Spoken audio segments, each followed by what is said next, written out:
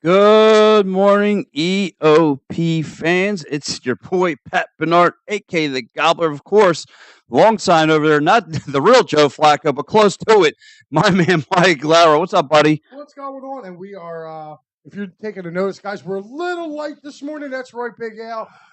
Unfortunately. Oh, wow. Oh, yeah, my fingers. I don't know. There you go. My fingers all over the place. I'm like a bowling ball. Yeah, you are. They stick them every hole. Here we go. Pat.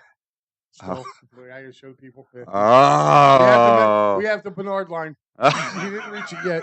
Of course, we want to wish Al speedy recovery. He's a little under the weather this morning, so he might need some bowling ball action. Wow. I'm gonna need to go to church and drown myself in holy water after this show. Yes.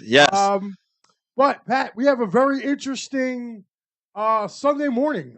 These Phillies. Yeah. Woo! Yesterday, bottom of the lineup yesterday. Holy cow, man.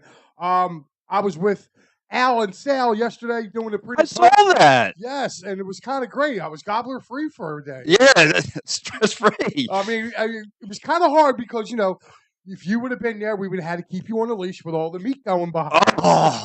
Over there at the Streetlight. Which, by the way, guys, if you get a chance, definitely go check out the Streetlight Cafe. We had a blast over there, guys. It was an awesome time. Thank you for everybody who came out yesterday and supported. Adam, congratulations. He was our ticket winner yesterday. Got to hang out with Phil Stifle, the guy who does trending in the AM. That's right. So our brother show during the week. Got to hang out with Phil. Great time. And I'll tell you what, it was a really good time. He's a cool dude. Yeah. I wanted to meet him. Unfortunately, I was on union duty for the company. But, I want to go. I really want to meet my man, Phil. I went to just pet his beard one time. Pat, no, you can't do that. You just can't. You can't walk up to somebody and pet their beard. But it looks famous. I just want to be when, when that dude says, he's living in some mansion somewhere. I just want to say, I want to tell all my friends I petted it one time. Pat, that's very awkward. That's very awkward. You cannot do that. Oh, okay. Well, but getting back to these Phillies. Yes. Woo, as you can see, I'm rocking my Phillies hat with right here. Right, if you can see it a little bit, there's a little scribble there. That's from Carlos Santana when he played here for the Phillies. Fat Panda, as I called him. He was a no nonsense guy. Yeah, he beat up a television inside the dressing room. He did. He waffled on it, but it was all for the right reasons. But let's talk about the Fighting Phils for a minute because they are playing red hot baseball right now. And again, you and I are going to hear this all through the week, and I know we are. And I know we're going to get people chiming into the program. Who the Phillies really be? It's the Marlins, the bottom of the barrel, the bottom feeders of the MLB. So what? Good teams take care of bad teams, and that's what they're supposed to do. And if you look at this lineup, just the way they're clicking, you mentioned earlier in your statement, the bottom lineup is just clicking. I mean, you're getting guys like Christian Ponte, who's had 5 hits in this series. You're having Rojas starting to come around a little bit. And which we got to give Al credit for because Al really stuck by him. One quick thing, too, Pat, about this. I want these people to keep coming forward and saying, oh, well, they beat the Giants. They beat the Marlins. Well, guess what? In the last 4 years, those two teams have had the Phillies number. Okay? Yes. We've lost season series to the Giants. We were owned by the Marlins. Yes. And guess what? The team we got to play after the Marlins, the Mets, they've kind of had our number too. Yeah, and listen, 16 runs this week so far against the Fish. 16, like you said, this team usually has our number, but you put 16 runs with your bottom part of the lineup. And again, we've mentioned this time in and time out again. When someone's getting called We have concerns. The minute we show concerns, they just flip our Somebody minds. else. Bryson Stott has been on fire. Yes, right, he was on fire coming up. My player of the game yesterday. You go back and watch the pregame. That was my player of the game. I said Bryson Stott. Stotty too hotty, as people like to call him nowadays. Just playing really, really solid baseball. Again, Nick Castellanos getting on base. Like I mentioned, Christian Ponche. Harper's starting to hit him is a little bit more. Listen, Harper had a bad day yesterday. Harper had a bad day, but you know what? Like but he's starting to see the ball a little bit, a little better. His plate discipline's been great. Great patience at the plate. Again, sit down Schwarber for a day. Let him relax. Let him clear his thoughts. Well, his back's an issue. Yeah. So it's really how bad he tweaked his back. Now, little concern yesterday. Harper, last at bat, looked like he did something. Yeah, I saw that. Looked like he may have did something to his back. But again, this team is just it doesn't matter. Like they just continue to roll on. And it all starts from the starting pitching. Okay? Yes. As much as we want to kill Taijuan Walker, listen, I'm kind of 50-50 with the guy. He kept that Phillies team in it yesterday. Jesus Lazario for the Marlins. The guy had a 3-0 record with like a 2 point. I think Sal said it yesterday, like a 2.8 ERA against the Phillies. Mm-hmm. Excuse me. And he went out there. He was dominant for the Marlins. He kept the Phillies off the board for the first 5 innings of this game. So, to me, honestly, going back and looking at it, Taijuan Walker stayed right there with him. He gave up the home run in the bottom of the 5th, but then the Phillies exploded the next half inning up, in the 6th inning, and the Phillies didn't look back after that. No. And then they haven't really looked back at all. They, like I said, they're thumping that fish lineup. And again, you mentioned about Taijuan Walker, only gave up 8 hits, 4 Ks. I mean, really played a solid job. I mean, that kid Lorado, he had 8 Ks against the Phillies. He actually was pretty decent, but the minute he got to the bullpen, the Phillies took care of business. I'll tell you what, Hoffman is just he's been a steal for the Phillies, man. I mean, this dude comes in, he was lights out yesterday. He came in 3 up, 3 down. That's it. We're going home. And it's scary, Pat. I don't think they're peaking too early. I think their mindset, the way that they're going to be, they're just trying to win series. And you bring up something very interesting. I'm glad you brought it up. First of all, I'm thanking for everyone who's chimed in from YouTube so far. Hey, what's up, Adam? What's up, Mike? And what's up, Tampa Eagle from Tampa? What's up, guys? He says, here goes our other guy, Mike Green, checking in. What's up, Mike? No one says anything about the Braves. They play bad teams and makes no sense. I totally agree with that. And then you have Tampa Eagles saying, "Go Phillies" from Tampa. I like that. Right. Thank you for checking in. Checking in. And Adam was our ticket winner yesterday. So Adam came out to the, he came out to the pre and post game over at the street light. He was our ticket winner yesterday, and Matt Strom did look good yesterday. Here's our boy checking in. Oh, Sal, and the other member to the Fighting's final, and he says, "What's up, guys?" Pat, you missed it. Was at least you looked. Okay, there you go. Oh, look at that big screen. Yeah. Look, we are huge. Not really. At least you took advantage of the buffet. Well, yes, I did. I did take advantage of all you can eat buffet, man. I was just jamming meat after meat in my face. Pat. Oh, sorry. But I'm gonna reel you in like a fish, man. Yes. But anyway, again, talk about this team and their pitching staff. And like I said, this team is a well-oiled machine. There is really no gray spots. Everyone's concerned about the bullpen. No, stop, relax. I mean, could they get another arm? Of course. But right now, if what's good, if it's not broken, don't fix it. So let them. My only issue with just yesterday's game, top of the lineup. If you look at it, the bottom of the lineup was 8 for 15 with 8 for 15, 7 RBIs, and 1 extra base hit. Top of the lineup, 4 for 19, 1 RBI, 1 extra base hit. I'm sorry. I know you're watching that. It kind of was a little injured, too. If you watched it yesterday when he got thrown out going to second, me and Sal were like, ooh. Yeah. Watching that because just the way he came up. But I like the fact that I love JT right now hitting in this number 2 spot. Yes. I really, truly do. Yes. I mean, if we could do something, maybe put Schwarber down the bottom of the lineup and let Trey Turner lead off when he comes back, and have I love JT batting in his second spot. He's putting the barrel on the ball. He's getting base hits. He's doing a lot more from the number 2 spot than he did at the number 4 spot. So a good friend of the show, my man Frank, who said, "Would you suggest Marsh being the leadoff guy?" No, I like Marsh right where he is. Yeah. Steve's checking in from Attack in the Third. He says, "What's going on, fellas? Is that a Shane Falco jersey?" Why, yes, it is. Yes, it is. I have a ton of jerseys from movies, so I actually. Me and Steve were hanging out yesterday. Oh, that poor guy. Yeah, you got to watch. You got to watch Pat in prime form, huh? Yeah. Everyone says that about him.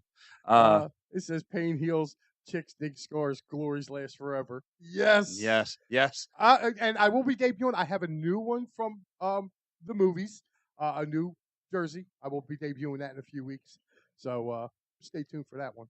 Yeah, absolutely. So again, this team, like I said, is a well-oiled machine. Again, Mike, one of the big concerns about this team last year, and I know Matty B was all over it, is that the fact that they're scoring with guys in scoring position. Guys are in second, third. They're coming around. They're scoring. They're driving RBIs. It's been solid so far. So I really liked what I saw, what I'm seeing from this team. And listen, like I mentioned before, all the comments, people are going to say, like I said, you and I are going to hear all this through the whole week. When is the shoe going to drop? And listen, every Philadelphia fan should feel that way because listen, the Eagles, what happened? They bottomed out, at the tail end of the season. They played red hot at the beginning of it. The Flyers played red hot at the beginning of their season, and then they bottomed out. So everyone has got to understand, just relax. Sixers, they bottomed out like they normally do. Yeah, so I mean, again, you just got to just enjoy the ride for what it is, and let's not be so negative. And again, all I want to say is this, and Al made this point yesterday. It doesn't matter who the Phillies play. Phillies got the best record in baseball. So every team right now is underneath them. Every team is on. So really, you can't compare. Like if somebody tries to, they're only playing that. Well, guess what? We have the best record in baseball. So we're the measuring stick right now. And the one thing that Sal brought up, and I'm going to bring this back up too. We got to show JT a little bit of love yesterday.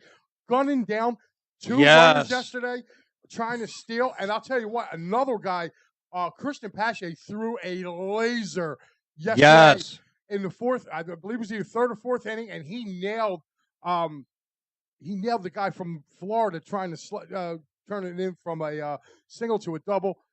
So the Phillies' assist yesterday in the field was really good. And like I said, as long as they just got to keep winning series, Pat. And you know what? Like to Mike, me, this got everybody's talking about 08 vibes. No, dude, this has got 1993 vibes for me. I just think we're going to end up with a different outcome than that year. Remember how fun? I don't know if you remember that year was so fun going. I mean, remember we played at the Vet then that held 70-some thousand people. They were packing that place in. Okay, this summer I feel like it's going to be like that here because this team right now is getting off to the start that we've been wishing for them to get off to the last 2 years. You know what, Mike? You bring up an excellent point about, an excellent start. Again, just being how many years? I mean, past couple seasons we've been sitting behind the Braves. But this year we're ahead of the Braves right now, and we're playing playoff baseball right now. It's nice to see this team's, like I said, there's no really gray area.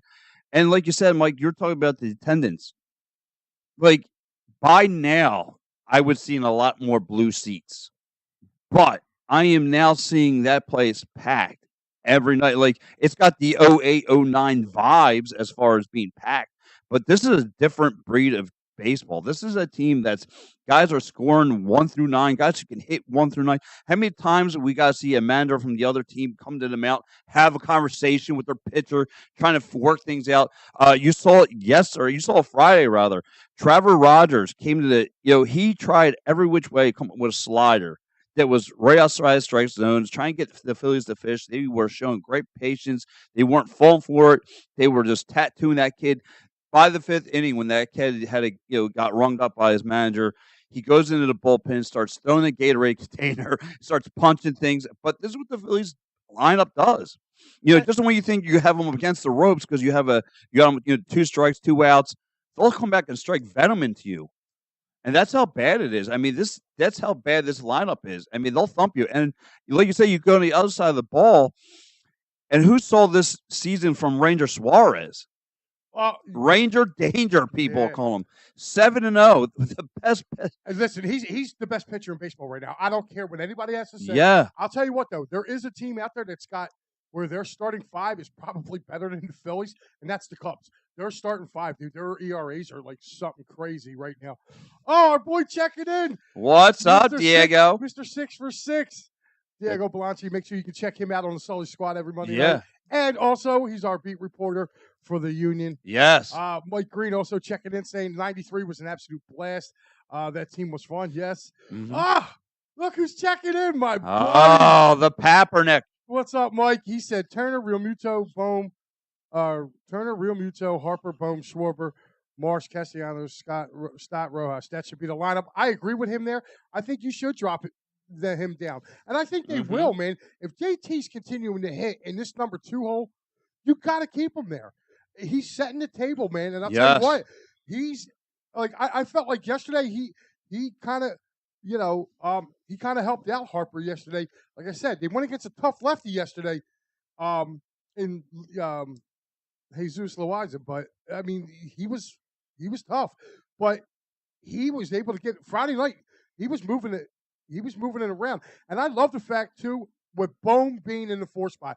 Again, Bohm is now giving Harper more protection in that lineup because now, guess what? If you walk Harper to get the Bohm, Bohm's going to put the ball in play. Yes. So, to me, I feel like that's good. And I would love to sit there. You know what? Put Schwarber in the 6th spot. Who cares? It's like for opposing pitchers, it's like a damn if you do, damn if you don't. Like you want to walk Harper, but immediately after Harper can hurt you. Like you said, Bohm that's an automatic 2 RBIs. He'll keep the ball in play. He'll find the holes, the gaps, and he'll strike it right there. What's up, buddy? Sal saying if it ain't broke, don't fix it. Yeah. But I do like JT in the 2nd hole for sure. Yeah. Listen. Maybe you know what?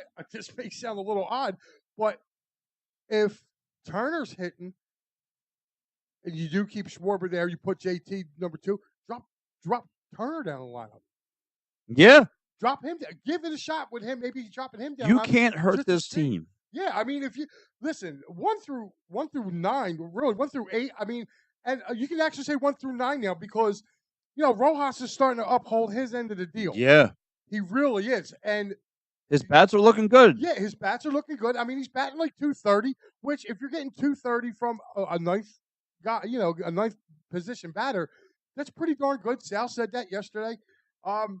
So for me, honestly, Pat, I'm really kind of pumped and stoked about it because I really feel like it's going to be very hard for this team. I don't think if they're going to hit a funk. The best teams in baseball lose anywhere between 55 and 62 games a year.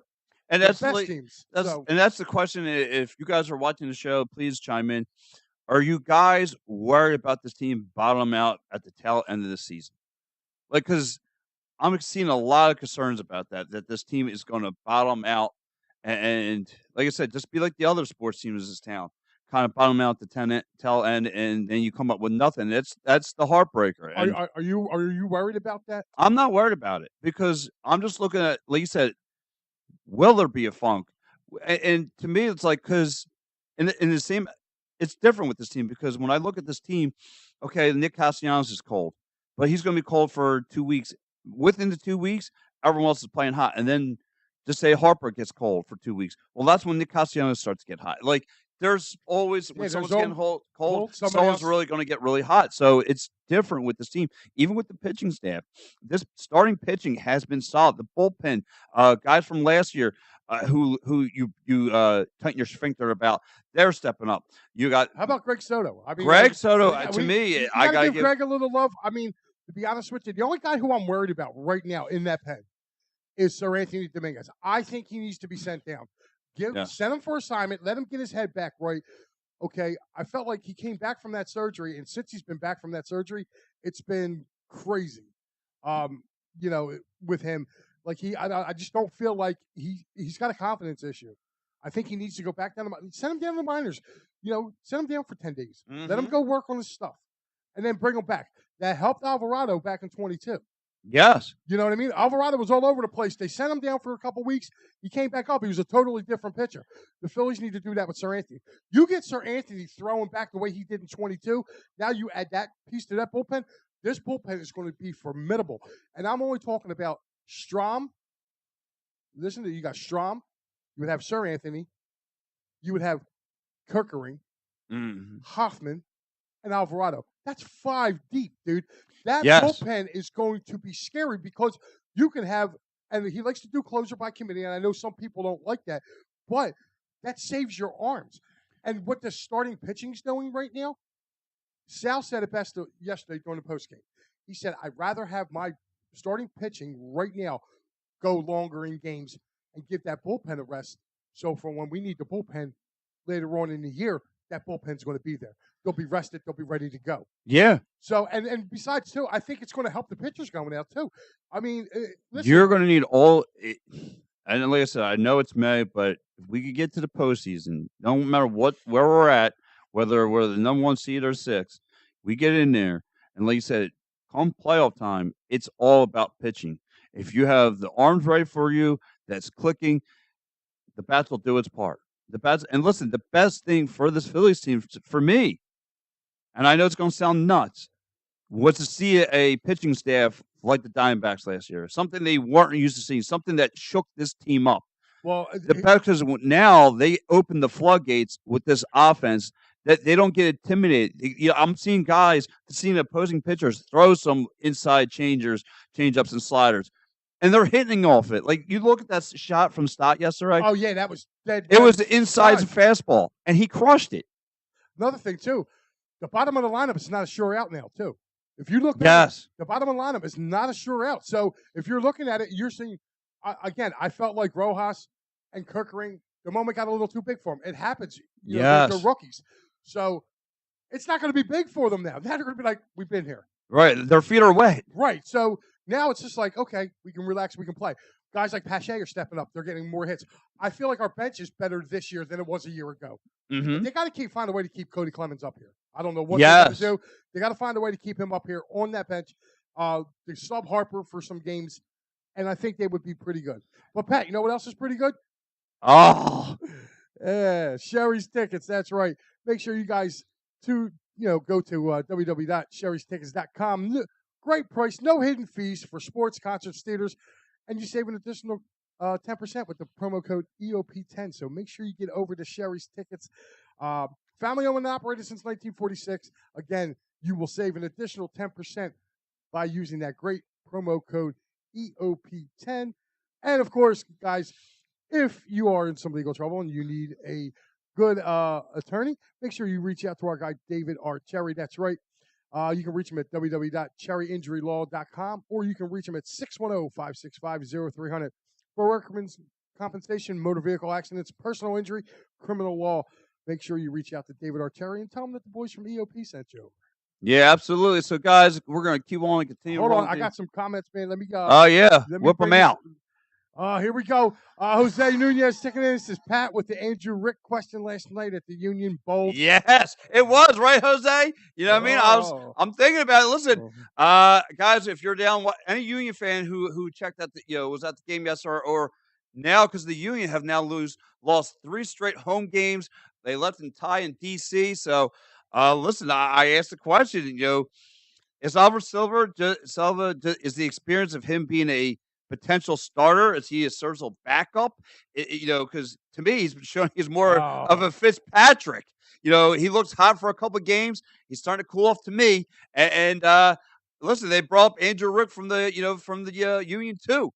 So to me, why not? Why not give Andrew Rick the nod come Wednesday against a New York team? And by the way, this week coming up is Philly versus New York. Philly versus New York week. You know what I mean? So.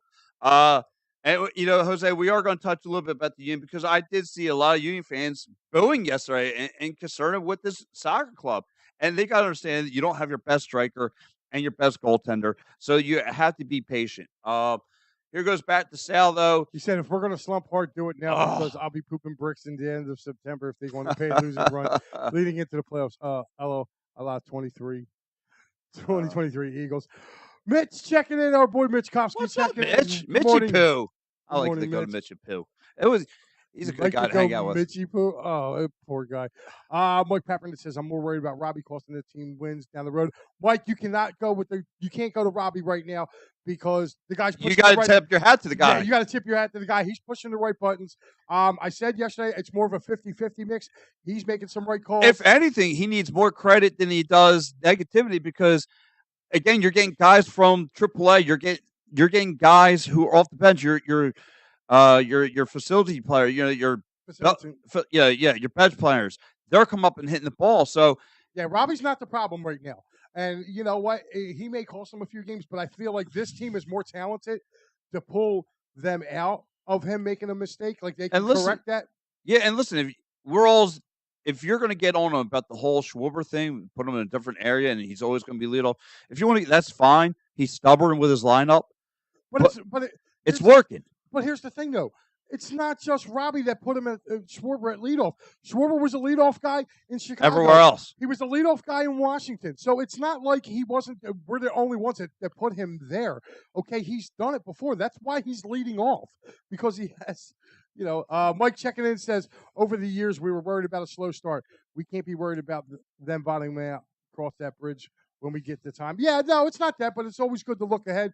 But a funk is coming with the Phillies. It's going to happen because, like I said, the best teams in baseball, they lose between 55 and 62 games a year. So they're going to lose some games. Steve right here is agreeing with me. A funk will happen in a 162 season. As long as it's against good teams and not bad teams, or whenever it happens, I'll be okay. But I don't think it'll last long, though. This team is locked in, and he's got a point. Yeah, he's right. This team is locked in. Our boy is in. Uncle Phil. You to try our Big One challenge. Pat, I saw the picture of the Big One. Wait, where at? Phil's. Is this in a bathroom? No, it's a pizza. Oh, sorry. Oh, my God. Wait. I'm about to. I got the wrong Big One. Oh, my God. I think Al just rolled out of his bed. Oh, Jesus. But now I'm hungry. Yeah, it's a 52 slice pizza. Really? Yeah, we're gonna have to try to tackle that. And it's down at his shop? At Phil's shop. Yes, it is. Oh, sign me up. He said por favor. So, por favor. Yes, that means let's have a good time. I don't think that's what it means, Pat. I'm just saying. Oh my God. Bonjour. Listen, Pat makes guys cry during interviews. Just saying. No, you got a bad habit. They're gonna start calling you the EOP's version of asking. Yeah, I just asked a simple question. I just said, "Is it time to put the third string goaltender in because the second one's starting to fizzle a little bit?" That's all. Mike Green says, "Love you guys. Smash the like button, everyone." Yes, and please share it out. If you're out there checking out the program, share it out. Tell your friends about the PM and the AM. Yes, and tell them about EOP. Yep, and we got our sister show from Monday through Friday, trending in the AM with Phil. So yes, definitely got to get over there and show Phil some love, man. But Pat, yes. Well, listen, we can master debate about this all we want. You can do that by yourself. But listen, Mike, it is Mother's Day, and I know I deal with a real mother every Sunday. Yeah, so I like. I'd like to ask you, Mike, do you have like any great stories with with your mom as far as something you guys did together, if it's sports, not sports? Because like if you're looking at sports with me and my mom, like we would go out to me and my family would go out to the Poconos, and we had to do go-kart racing. The whole family. I was a youngster, so she would ride with me. She let me drive. And, after one day, she stopped because I almost ran down the guy, with the flag. So she, he had to jump out of the way. He did a couple rolls, but then after that, she threw me out of the seat. But, one memory, very fond memory. My mom has been deceased now for about almost 20 years. So, my 21st birthday, dude, she took me down to Atlantic City. Okay. We did the whole breakfast thing, and she was like, and my mom didn't drive. So, I was going to drive. going to drive down. My mom was like, no. She goes, we're going to do it. And I said, okay. So we hopped on a bus, because back then they would pick you up in the neighborhood. You took the bus down to Atlantic City.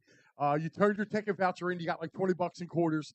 My mom was like, come on. And when we went down there, and only thing I remember was I hit for some like beginner's luck. Yeah. That's all I could say. Beginner's luck down there. And I remember giving my mom some money. She's like, no, you hit it. And so I kind of, when she wasn't looking, kind of threw some shekels in her purse. Yes. And I went to work the next day. She woke up. When she woke up, she told me she was going to kick my rear end when I got in. Or when she saw me because I went and did that. But I mean, my mom would do just like, we would go out to breakfast. She'd be like, I don't really feel like cooking this morning. Let's go to Aramingo Diner. Or, when she lived up in the Northeast, let's go to dining car. I mean, I was never a dining car fan, but Right. I would go there for her. So we would just do simple stuff like that, man. So it's a little tough for me on a day like today, but Yeah. And listen, I always remember like my early days of being a gobbler. I just remember she said, "Are you ever going to stop?" Right in front of all my neighbors walking down the playground, she said, "Are you ever going to stop eating, you fat pig? You're going to be 400 pounds by the end of the summer." She really built confidence in me. no, boy, you proved her wrong. But anyway, I mean, listen, and for anyone out there, me and Mike are going to play a little game too. Give us your favorite TV moms, like someone you made to laugh, all that stuff. Like Kelly. We got Peggy Bundy. You know what I mean? It's got to be up there as favorite TV moms. You had to deal with Al all the time. You know what I mean? How about you, Mike? Did you have a favorite? Yeah, I did. I was a huge Jeffersons fan. I loved the Jeffersons. Really? Yes, and I thought the lady, bless her heart, Wheezy, I thought she was probably the best TV mom that I seen in my lifetime. Yeah, I loved the Jeffersons. Give me a break.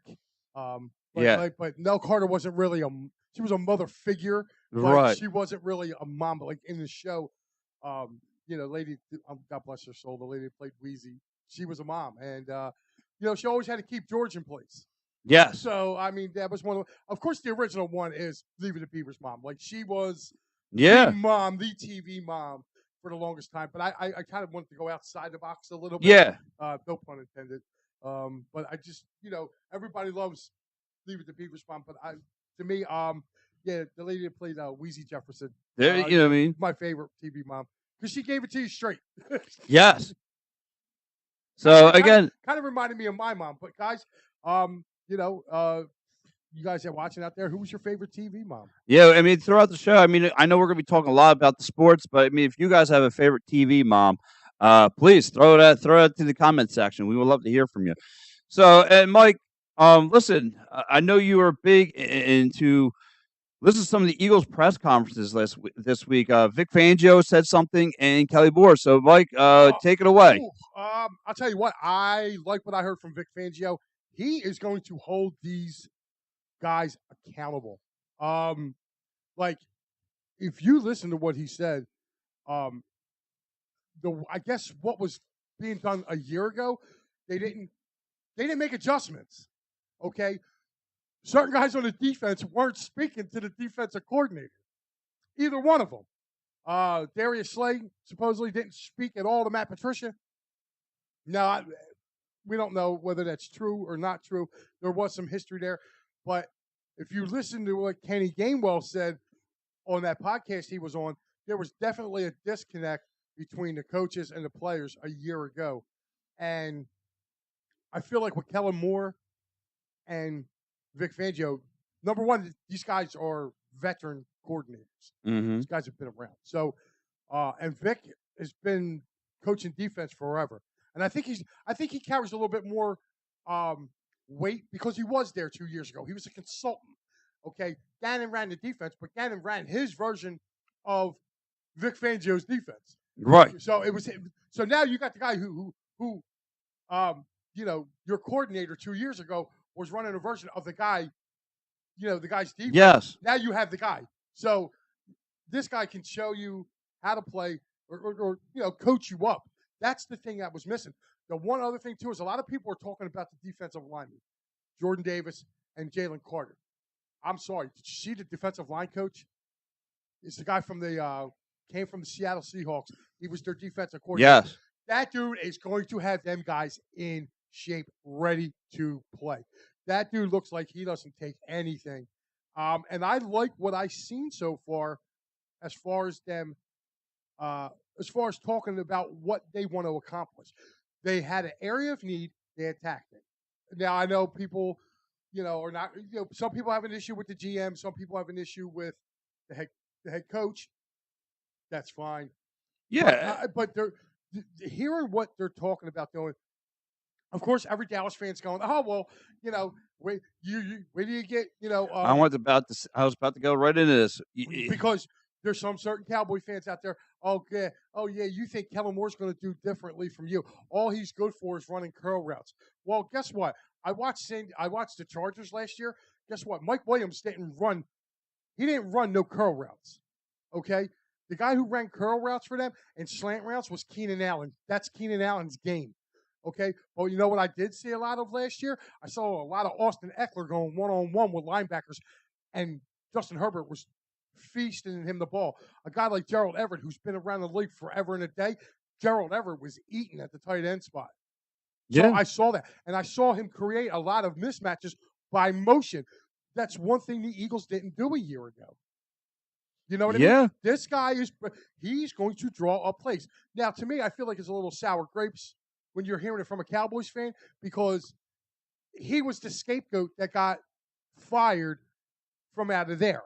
Okay, instead of firing the head coach who's an idiot, you're right.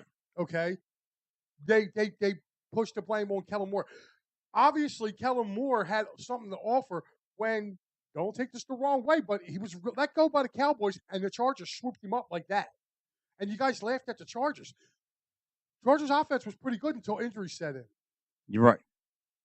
Now you're taking that dude and you're bringing him here with A.J. Brown, Devontae Smith, Dallas Goedert, and you got Saquon Barkley running behind this Eagles offensive line. Even though we lost Kelsey. Kelsey's going to be a big loss. Like, you don't replace a Hall of Famer. But I'll tell you what, Cam Jurgens is pretty damn good. And I think and I get it, Giants fans are going to say, well, he's kind of washed up. Well, there's a big difference between running behind that Giants offensive line and running behind this offensive line. Giants offensive line last year was Swiss cheese. I feel like they got better, though. There's some of the pickups that they did over the offseason really kind of helped solidify their offensive line with the Giants. They really did. I mean, they got Runyon's kid up there. They signed him. They still got the two tackles in Thomas and Evan Neal. Mm-hmm. So, I mean, those guys are coming into their own. The Giants, I feel like the whole division's gotten better with the exception of the Cowboys. I think the Cowboys fell back. Let me ask you. So, you mentioned Kellen Moore going to be here. Things are going to be a lot different. It's a lot smoother. A lot smoother. Should be on paper a lot smoother than Brian Johnson's playbook. How much pressure now is on Jalen Hurts to step his game up? Well, Jalen Hurts, I believe he was one of the ones that had to disconnect. Yes. Because, rumor had it was like that offense that Brian Johnson was trying to run was a high school offense. Yeah. And I don't think, people were able to read through it. And, again, they never made adjustments.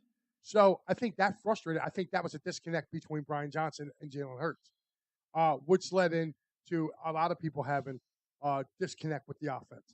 Like, I think people just wanted that dude out of there going because it showed. It showed that like the message was gone. Like, you're 10-1, but the minute that lost to the Niners, and let's keep it for what it is. I mean, it gave them every right just to tune them out. Yeah, I mean, to be honest with you, that Niners game was real. I felt like that was really kind of the wake up call they should have had.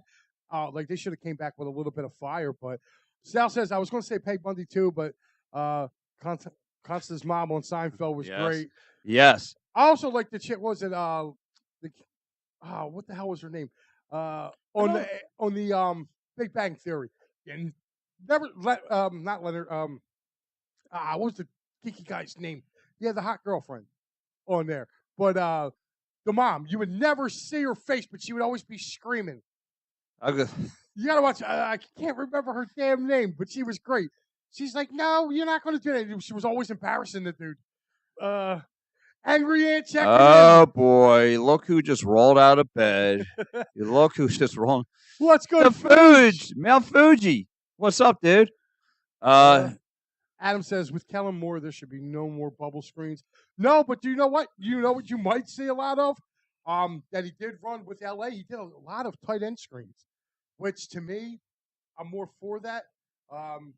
Especially with this line being able to pull the way it is. But Pat, I got a question for you, man. Shoot. Leading up into this, now we're having the schedule gets released Wednesday. Yes. Hold on, Adam got a good one. Adam has a good one right yes, here. Yes, For moms. Stifler's mom. Oh boy, yeah, she's she got known fast back in 1999. Yes, she did. With good old what's his name? Finch. Finch, yeah. Finch. Finch. I kind of took liberties to write down. Well, I have their common opponents. Schedule comes out Wednesday. Yes, I'm thrilled. You're thrilled about it. Yeah, I mean, because it kind of gets you pumped. It's like to us, to me, I know the draft happened, but to me, it's like the real beginning of football season. Now you can prepare for teams. We're going to write the wins and losses on paper and all those things. Like, I can't wait to see this. So, well, here's their schedule, dude. I'm going to do their away schedule first. They have 8 away games. All right. They're at Tampa, at New Orleans, at the Rams, at Cincinnati, at Baltimore, and then your 3 divisionals: Washington, New York, Dallas. That's their away schedule. Their home schedule is also 8 games because our leadoff game is in, what is it? The game that kicks off the year is in Brazil, and that's against yes. So, but other than that, we already know that game. They have the Steelers here. Dougie P and the Jaguars come back. Ooh. The Browns come here. Carolina, Atlanta. Kirk Cousins gets to come here and play, and then the 3 divisionals here. So, I mean, they have a pretty good. I like their road schedule, to be honest with you. Their road schedule looks good. It's some good destination places to be. Especially Baltimore. Lamar Jackson versus Jalen Hurts. I mean, that's going to be a good one. We've awakened the sleeping dragon. Oh, boy. Twin Hanger. Here he is. The Don of Mayfair. Listen, I'm in that committee. I'm Patty B, but that's Matty B. That's the guy I got to answer to. Yeah. I mean? I got to kiss his ring and hope everything goes well. It says, what about Hurts' regression? Not to mention that this is Jalen's 4th offensive coordinator in 5 years. If you want to go back to his college days, Matty, this is probably his 8th in like 9 years. So, yeah, he's pretty much. I mean, Matty's got a solid point. He does. I mean, about Jalen. And listen, everyone, Harry, had that like marked off. What kind of quarterback is Jalen Hurts going to be? Was he going to take a step back last year? And he did. I mean, listen, and some people are going to say there was no line in front of him, but I think it's with you, Mike. I'm going to say I'm going to blame. I know people are going to call me a homer for it, but I do blame the playbook. It was simple to me. I think it was just well outdrawn. I mean, this team was just getting by. They were walking on the eggshells for 10, 11 games, and when their foot got caught in quicksand, they just got drugged down. Dude, listen, it was, you know how the NFL is rigged. I mean, it was just, the Eagles had to do the job to the Niners because since they jobbed them out the year before. So they had to put them over, But Matty said someone should ask Fangio about Hurts' ability to read defenses. And if that's a real thing, why would they ask Fangio if he could read a defense? That's going to have to be Kellen Moore's job. That'd be Kellen Moore, wouldn't it? I guess practicing against him. Listen, though, to be honest with you, even if there is a thing about him reading defenses, I think him having those better coaches having better coaches is going to get him, I think, more prepared. Yes. You saw what happened when he had Shane Steichen in there, and Steichen was able to, he was able to draw up offenses for him, and Jalen had his best year.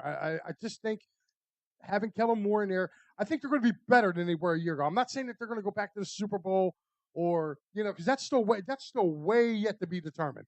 And this schedule, believe it or not, I think, they I love how they do the schedule rankings every year where they're going, oh, well, the teams that you have in front of you, that's just, your team, you're playing with like a 431 opposing record. Dude, I'm looking at here. You have 1, 2, 3, 4. No, 3, 4. Mike, how about 5 playoff teams from a year ago. I would say, Mike, let's look at those teams, and you tell me. We'll tell you what team is going to be a step forward, or a step back. Let's go to homes. Are you going to go home games? Home, all the home, and they'll do all the away ones. All right. They have Dallas here. I got. Well, consider Green Bay too, right? Yeah, Green Bay's considered here. I got them beating Green Bay. Green Bay, to me, I think Green Bay takes a. I think they're going to be the same. I got to win against Green Bay. I got them. Listen, I got the Eagles going 8-1 at home. Really? Yes, I have them losing one game at home, and that's probably Washington. All right, let's go to the next. I got them beating Dallas at home. I got them beating the Giants at home, losing to Washington. They're playing Kirk Cousins here with Atlanta. Atlanta comes in here. They got them beating them. I think their toughest game is this next game that I'm probably going to tell you, against the Browns. Cleveland comes in here. I think that's going to be a dogfight. They could lose that game here. Okay. But since it's here, I'm giving the edge to the Eagles. Jacksonville, I'm not worried about Jacksonville in the least bit. You don't think they're going to? No, I don't. No, I don't. Nope, not even. Okay. Pittsburgh. Only reason I'm taking Pittsburgh is they never win in Philly. They haven't won here since the early '60s. Yeah. It's kind of like us playing it out there. We haven't. I think we've won twice. I think in the last 30 years out there, they've won. Their last win was early '60s. Was it last time we faced the Steelers? It was with Wentz, and Wentz beat the brakes off them. No, we played them after that, and they beat us out there. All right, because I thought it was the last time we faced them. But they haven't. They haven't. The Steelers haven't won in Philadelphia since like the early '60s. So it's kind of reversed. Like we don't beat them out there. They don't beat us here. Now the away games, I got the Eagles going 6-2 on the road. I have them losing at Dallas because we always split with the Cowboys. Yes. So however you want to put it, I got them sweeping the Giants this year. I think the Giants, even though they've improved, they took hits in certain areas. I'll agree with that. I got them winning in Washington. I think they'll split with Washington this year. Right, that's what I have. I have 4-2 in the division. I got a loss at Baltimore, but I think it's competitive. Okay. You know what I mean? I'll take that. You know, they go to Baltimore. I think that game's close, but I got Baltimore winning that game. I got them beating Cincinnati. Cincinnati, to me, it just they got Joe Burrow. I know Burrow's good, but until they improve that offensive line of theirs, Eagles defense is going to eat in that game. They're at the Los Angeles Rams. I think, that's a dub. I think that's a dub. That's a dub. Tough one right here. This I have it as a win, but it could go as a loss. At New Orleans, they play Derek Carr. Tough. Sure, why not? I'll throw the green sunglasses on. Dub. And then they get the revenge game against the Buccaneers down in Tampa. Baker Mayfield, Mike Evans. I think they go back down. I think that's a loss. Really? So you got them going basically. What? You got them going 5-2. You agree with me with all the home ones, so you have them 5-3 on the road. And 8-1 at home, so that puts you at 13-4. Sure, why not? Let's go. All right, Matty B saying Fangio schemed against him last year when Fangio was the coordinator with Miami. Yes, he did, but he also didn't have Jalen Ramsey, didn't have Xavier Howard for that game as well. So a lot different game that would have been without would have been a totally different game with those two guys in there. So. That would be like taking Slay and Chauncey Gardner-Johnson off of the Eagles for a game. So he did scheme against them. But if I remember that game correctly, too, I'm pretty sure Jalen torched them last year in that game. It was like, what? They put up, it was like 34-14 or something, right. 34-17. He kind of torched the Dolphins a year ago. But like I said, the Dolphins didn't have their two best secondary players either for that game. Right. I mean, like I said, it's going to be interesting to see what the Birds are going to do come September. Like I said, we're just playing on paper, and listen, every year on paper to me, the Eagles are champions. But like I said, before we move on, in case you guys want to go see, the Birds, they will be down in Rio de Janeiro. That's right, they will be down there in São Paulo, is where they'll be playing the game, and you can get there by Philly Sports Trips, guys. Philly Sports Trips have a ton ton of trips coming up. You have that one there going down to see the birds. You have this one, Father's Day weekend. That's right, the Saturday of Father's Day, Baltimore. You'll be able to go down there and check him out. Again, the price is just awesome for you guys to get down there and go see. To get down there and go see a good Orioles team and a good Phillies team. Yeah, I mean, square up. 2 first place teams down there. Also, don't forget to go to where's that? Dolan's. Oh, there it is. Dolan's, 24 East Sellers Avenue. Guys, they have Wiffle Ball Mania coming up May 25th. Make sure you get out there. Mickey Morandini and John Kruk. That's right, the Krucker will be in the house for Wiffle Ball Mania. So make sure you guys get over there to Dolan's, 24 East Sellers Avenue. Tell PJ that the boys from EOP sent you. And EOP will be there live broadcasting. So make sure you get out. Come over, say hi to us. Yeah, listen, it's gonna be a lot of fun. Wiffle Ball Mania, the Crockster, Mickey Morandini's gonna be in the house. Oh man, that's gonna be a lot of fun. See, yeah, Matty B said last time the Steelers was at home in 22. It was a win. Then a loss in Pittsburgh in 2020, and a win at home in 2016. Yeah, I remember the 2016 game. That was like Carson Wentz's come out party. Yeah, but they always seem to do that. They always go back and forth. Like I said, I know for a fact that the Steelers haven't won here since the early 60s. It always goes back. I'm trying to get hyped about this team, and I, again, it's a whole new season.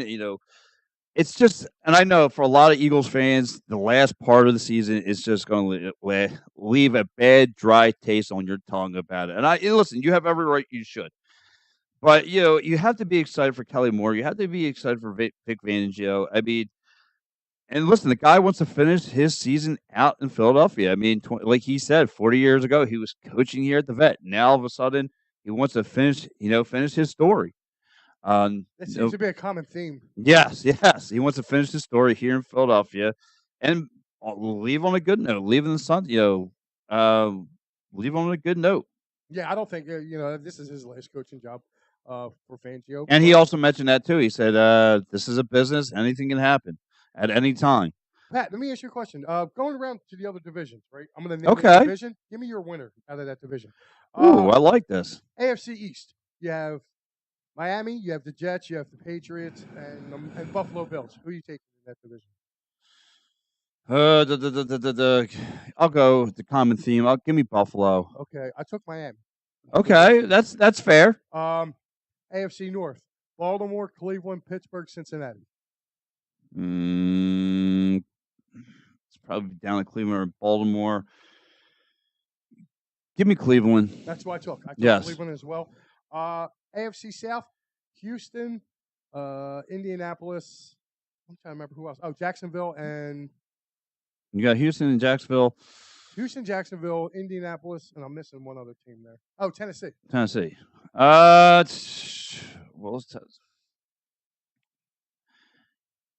that division so tough. It's a toss up every year. It's like the NFC East.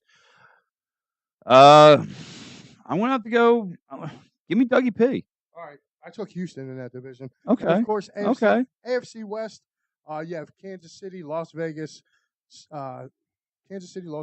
Denver, and the Chargers. KC. I took KC as well. Yeah, KC. All right, NFC East. We're all taking the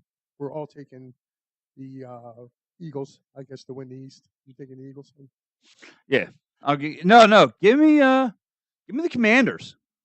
Yeah, I'm gonna throw a curveball in there. All right, so you're gonna go Commanders. I took the Birds. North. Yeah, Minnesota, Chicago, Detroit, and Green Bay. I'm gonna go Detroit. Give me round 2 with Detroit. All right, you're taking Detroit. I took Green Bay for that one. Okay. South, I took Tampa Bay, which is Tampa Bay, Atlanta, Carolina, and New Orleans. Yeah, give me Tampa. All right, and then the West, it's the 49ers, Rams, Cardinals, and Seattle. This is where I'm taking my upset right here. Don't say this because I used to be a fan. Give me the Niners. Okay. All right. I took the Rams. Excuse me 1 second, Pat. All right. You got poop?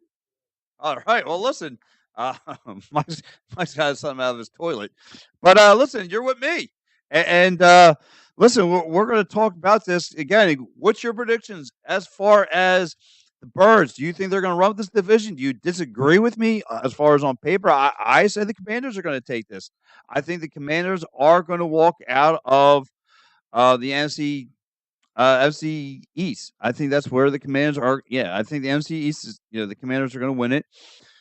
Um, I just think that all they were missing is a QB. I mean, really, the enemy and what's called did a solid job out there. So, yeah, like I said, that's where I'm going with. Guys, what are you taking? Are you think the Birds are going to win this division? I think the Birds, are going to be off to a slow start. So we'll see what happens, moving forward. But also, because we are getting ready to wrap up the show, again, we are mentioning your favorite TV moms in honor of Mother's Day. And guys, the Phillies take on the Marlins today. Wheeler on the mound. They should take out the brooms and sweep up the fish. Predictions, maybe a 5-2 win for the Phils, for the Fightins. That's going to be my prediction. And of course, guys, it's a 1:00 game. Give me your meal of the day. And yeah, my meal of the day.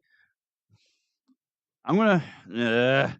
It's tough, but I'll have to go to I'm gonna go my normal pasta route. I'm gonna go some spaghetti and meatballs, just chilling it up, relaxing, and so forth. And with the wife, I know she's a big fan of pasta Sundays. Guys, if you have plans with maybe your mom, maybe with the wife, what's your plans for the day? What do you guys want to have with her? And we'll see what happens. But yeah, I see a couple guys chiming into the show. Give me 1 second. I got to hop in the producer's chair. And Mike had to go drop a load.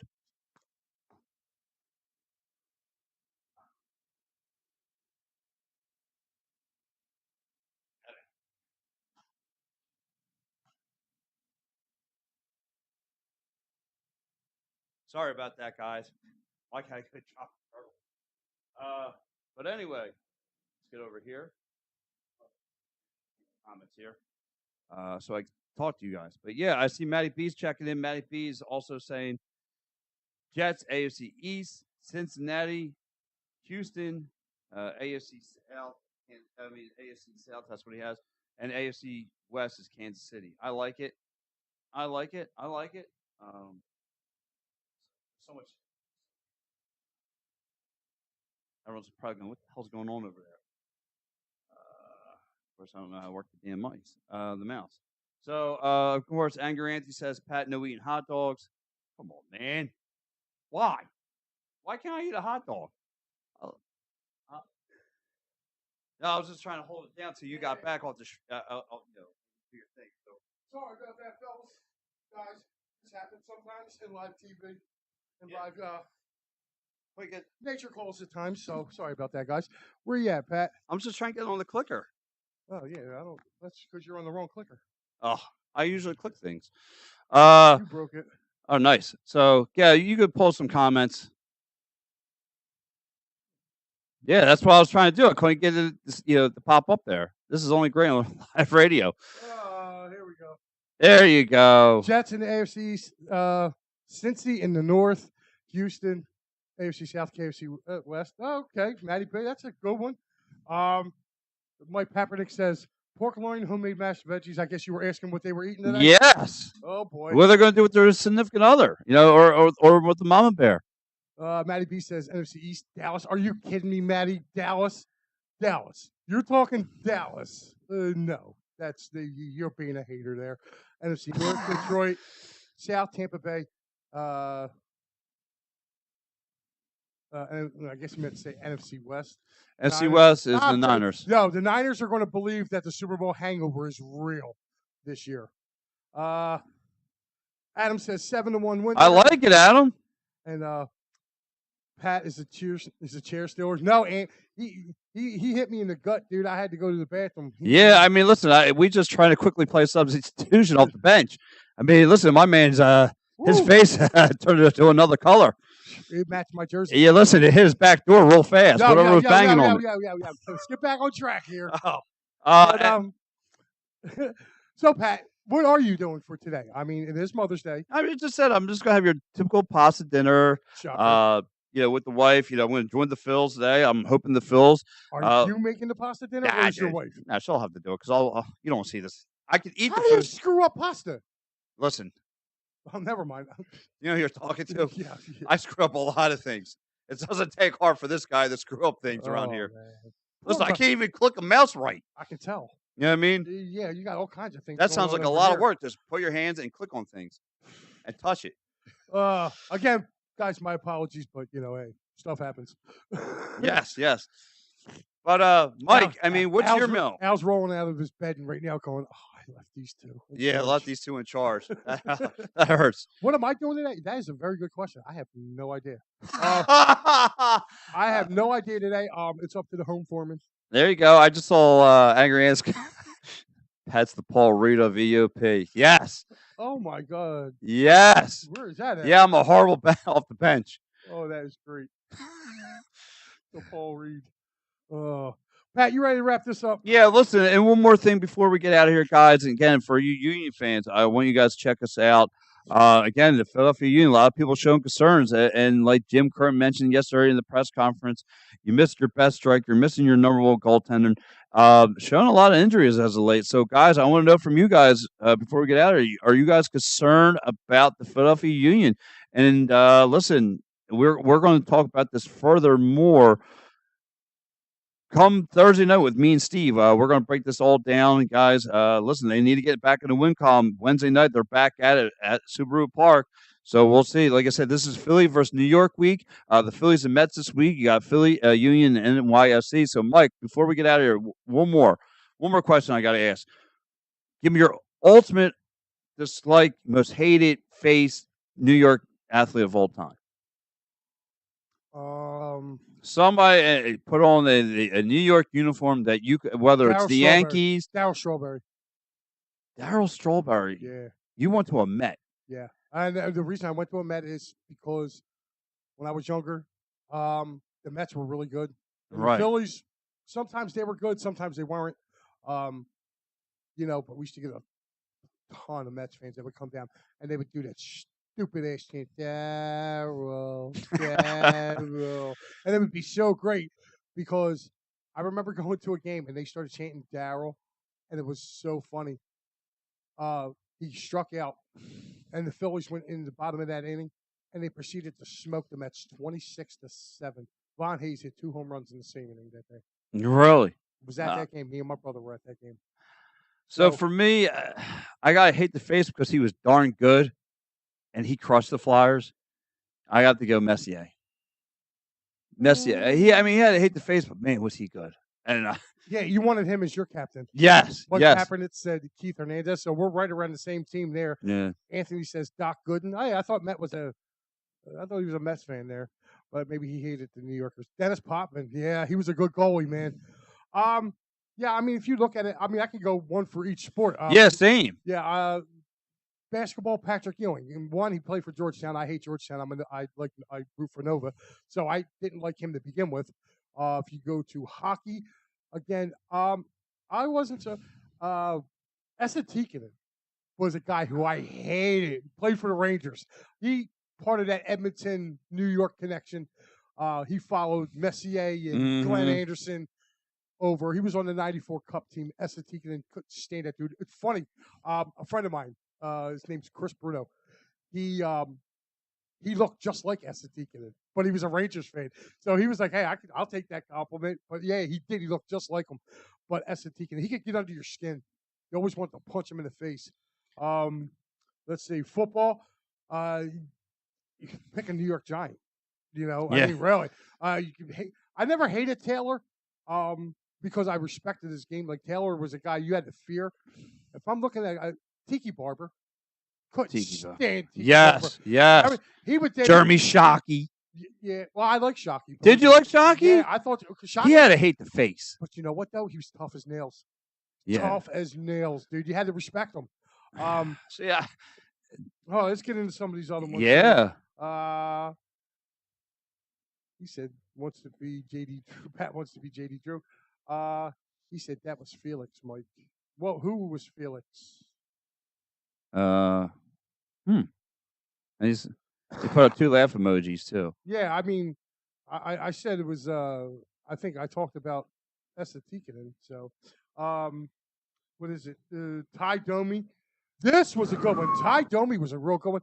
I remember when he was going around beating people up, like he was going around the NHL. He was calling it the fight tour, and the Flyers had Dave Brown.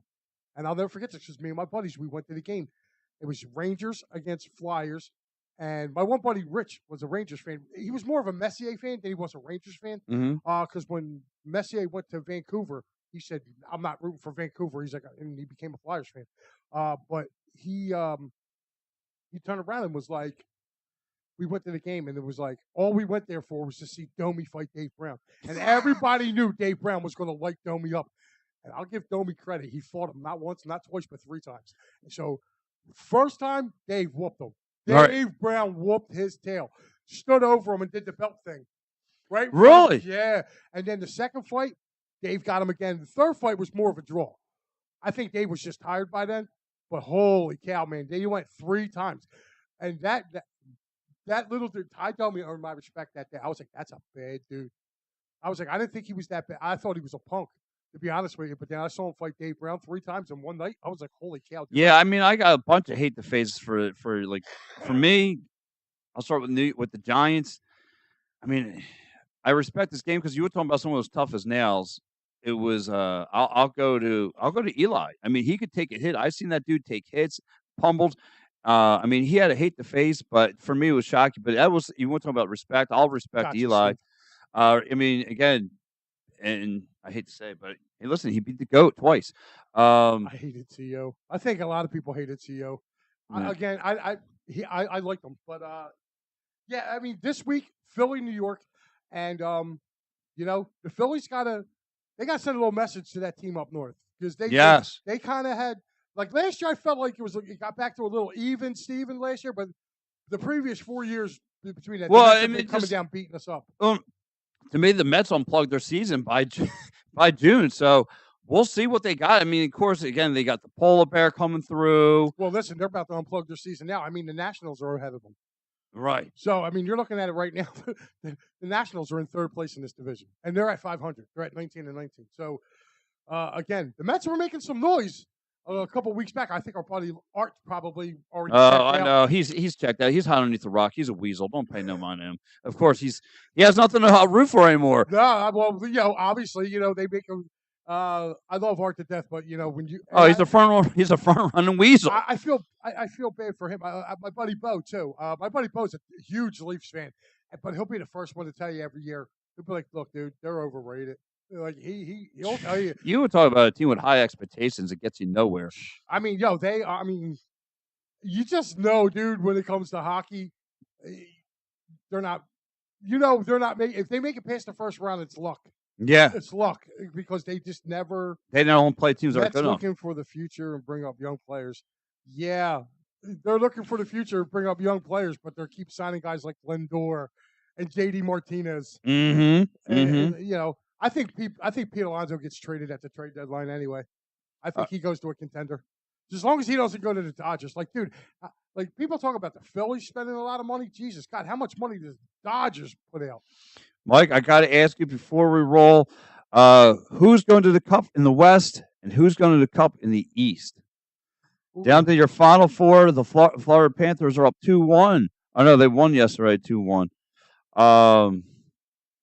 No, I'm sorry. I read that wrong. The Florida Panthers are up 2-1 in the series. The Rangers are up 3-1 in the series. In the East, who do you have? Do you think there's going to bounce back? Do you think? What are you thinking there? For me, I think it's going to be the Rangers are going to go to the are going to meet for the Cup for the Eastern Conference, rather the Eastern Conference Finals. For me, the Rangers, it's going to be down to the Rangers, and I think Florida's going to be there too. I think they're going to shock the world again against Boston. Really? So you think that for the Eastern Conference Finals? Well, I think it's going to be the Stars in the Western Conference. I think the Stars win it all. Really? Yeah. I've been saying a sleeper. Yeah, I like the Stars. Not so much a sleeper. I mean, they won. They had the most points in the Western Conference. They took care of the Golden Knights. Yep. And I'll tell you what. I mean, this series right now between them and the Avalanche, that could go 7. Canucks and Oilers. split at one apiece. They're split at one apiece right now, but that could go 7 too. Yeah. Between those teams, I think I'll say Western Conference Finals is going to be Dallas and Edmonton. Yes, I'm right there. Eastern Conference Final, I'm going to say Florida. I know it looks bad for the Hurricanes right now. So I mean, they got to. I don't know, man. I feel like I think the Rangers get there, but I think it's Florida, Dallas for the Cup. Let me ask you a hypothetical question: if the Rangers win, they eliminate the Hurricanes. The Hurricanes always made it to this again second round knockout, then they bomb out. Let me ask you: if somehow the Carolina Hurricanes decide to move on from Brendy, are you starting to think some things? Oh, would that be like bringing another old flyer back? I mean, would you, as a head coach? Why would you bring him back? You got John Tortorella here. Yeah, I get that, but I mean a successful coach. If he wants to come here and be an assistant, I mean, you can't get rid of Tortorella. You got to at least give that dude a chance to make it. Well, I know because I saw this already being posed by a couple of Flower fans. Oh, Brendan becomes available. Got to snatch him up. So what? What happened? I mean, they said the same thing when Craig Berube got fired out of St. Louis. Well, yeah. Can we bring him back? No, we already kicked the tires on and let him go. But yeah, so that's our picks there. So I'm going to go. I'll go Florida and I'll go Florida and New York. Man, if the Boston Bruins lose back to back to the Florida Panthers in a playoff series, wow. I'll tell you what though, either Florida or Boston's beating New York. New York's not getting to the Stanley Cup. And I'll tell you this right now, I don't see them getting to the Cup, even with Laviolette. Really? Yeah. The winner of this Boston-Florida series is going to the Cup. I got to beg to differ. I think this is year one. I know, but that's your opinion. You're right.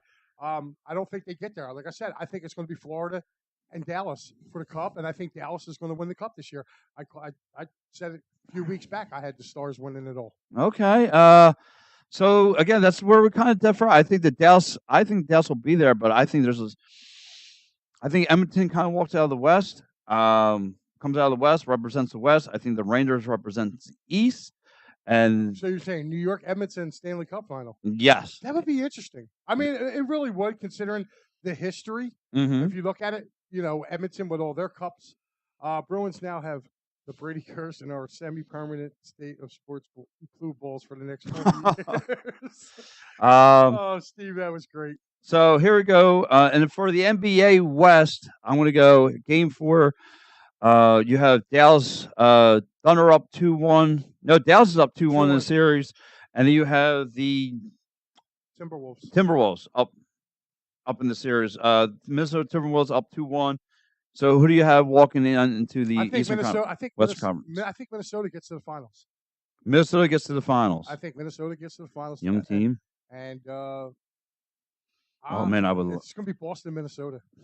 And I do not want to see another Dallas team. I like them, yeah, but I think it's going to be. I think the Minnesota Timberwolves will walk out of the West, come out and represent the West out of the whole thing. When you look at the East, you have the Celtics winning right now 2-1 in the series against the Cavs, and then of course you have the New York Knicks winning 2-1 in their series against the Pacers. Yeah. I think it's going to be a collision course between the Celtics and the Pacers, but I think Celtics are going to walk. I think the Celtics are going to win the whole thing. I refuse to predict the NBA anymore. Yes. Yeah, me too. We just did it for to kill time. To kill time on this. But Pat, we're going to wrap things up. Don't forget, guys, later on tonight, we have the Fighting's final with Matty B. He will be on. And, of course, he will be doing Matty B's Down on the Farm. So make sure you guys tune in for that following the Phillies game this afternoon. Also, guys, tonight, 9 o'clock, all across, all the time, Double G, Double M, Double S. Make sure you get in there with those. Yeah, they're going to be breaking down the MLL Cup. I mean, this is the MLL Championship. So this is it between Buffalo and the Firewolves. So we'll see what happens there. So again, a loaded Meg for you. So like you said, you got Matty B on today. You have all across all the time. And of course, tomorrow morning, make sure you check out Cousin Phil at 8 a.m. tomorrow morning. Don't do that. What? He does not want to be any relation to you. Make sure you check out Phil Stifle trending in the AM tomorrow. No relation to Pat. Poor guy. You just that would be even weird. You're calling him cousin. You want to rub his beard. I'm sorry. On that note, he's Pat Bernard. I'm Mike Lauer. We'll see you next week.